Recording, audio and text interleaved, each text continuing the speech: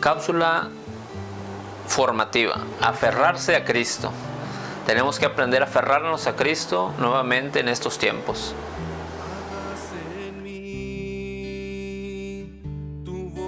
Buenas noches, hermanos, buenos días, buenas tardes, donde sea que se encuentren. Mi nombre es Osvaldo Martínez, del movimiento Molaca, movimiento laico católico para la gloria de Dios y para servicio de cada uno de nosotros. En esta tarde, aquí donde estoy esta tarde, les vamos a hablar un poquito de algo diferente, algo que a lo mejor nosotros desconocemos. Es la fe, aferrarse a algo que no se ve, y es precisamente lo que dice la Biblia. Entonces, para esto vamos a utilizar 5 pasos como ejercicio espiritual, ¿verdad? 5 pasos donde nos va a ayudar a fortalecernos en nuestra fe. ¿Por qué? ¿Por qué hace esto Molaca? Porque si no te formas, nos podemos deformar, vamos a aprender cosas que no son. Entonces, es aferrarse a Cristo. Ese es el tema que vamos a tratar de ahora. Así es como le vamos a llamar: aferrarse a Cristo, aferrarse al Maestro de Maestros.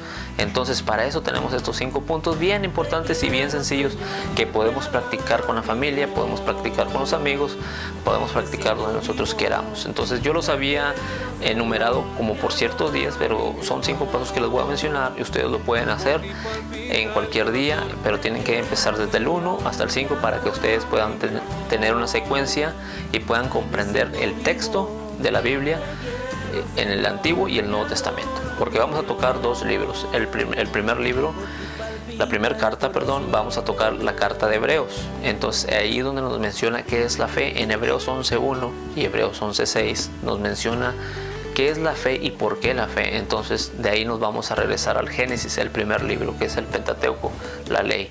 Ahí va a mencionar la palabra de Dios ciertos personajes en los que se aferraron a ese Cristo, a ese Dios verdadero. Entonces, vamos a prefigurarlo.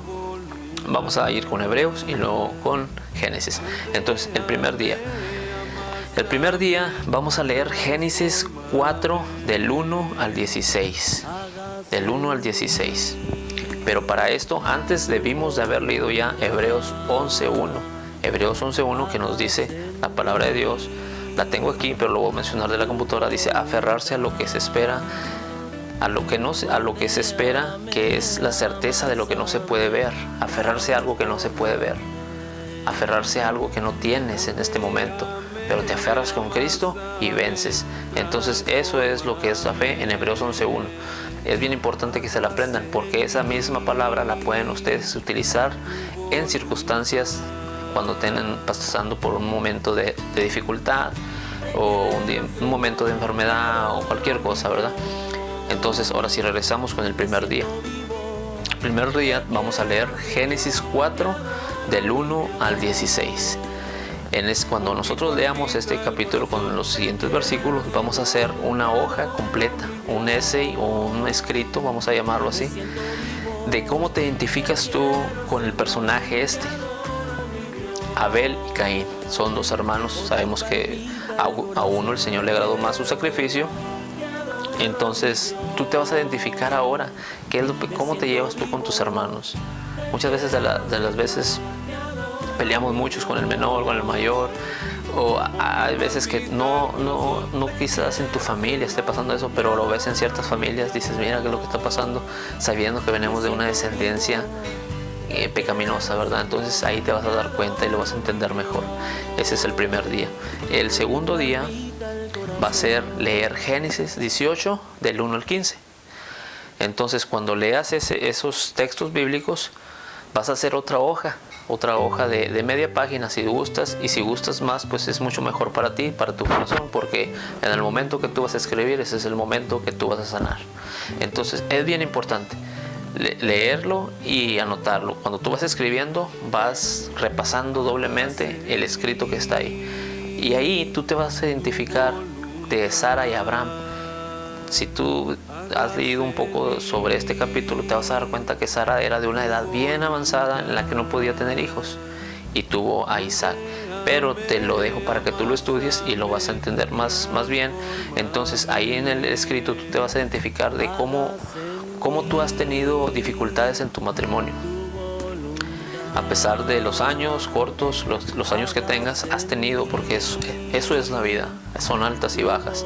Pero por eso está la palabra de Dios, la garantía de que tenemos que leerla para poder esforzarnos en caminar más. Entonces tú te vas a identificar con estos dos personajes, los vas a comparar con tu matrimonio, entonces vas a ponerte a reflexionar qué es lo que está pasando. Para los hijos o para los jóvenes que están escuchando este video, si no, claro, pues no estamos casados, ¿verdad? Reflexionen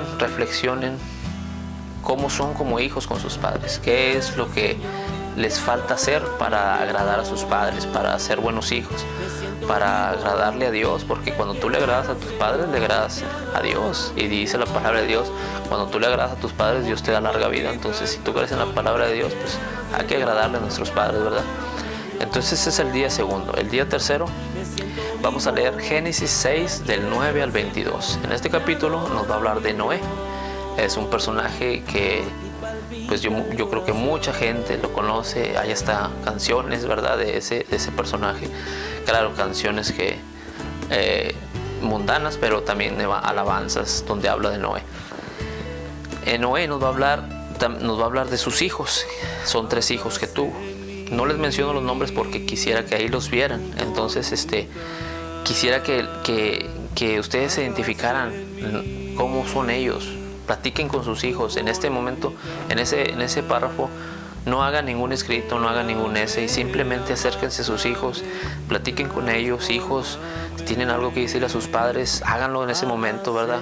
Porque ese texto bíblico les va a dar mucha sabiduría para poder abrirse a sus padres y saber qué es lo que está pasando con ellos. Porque muchas de las veces nosotros como padres les escondemos cosas a nuestros hijos para que ellos no se den cuenta, y ellos como hijos también nos esconden muchas cosas, ¿verdad? Por miedo al que les vamos a decir. Entonces en estos párrafos lo leen, lo comprenden, y entonces lo platican con sus hijos, lo experimentan. Mira, hijo, ¿qué le pasó a este personaje? ¿Qué está pasando contigo? ¿Cómo te identificas con él?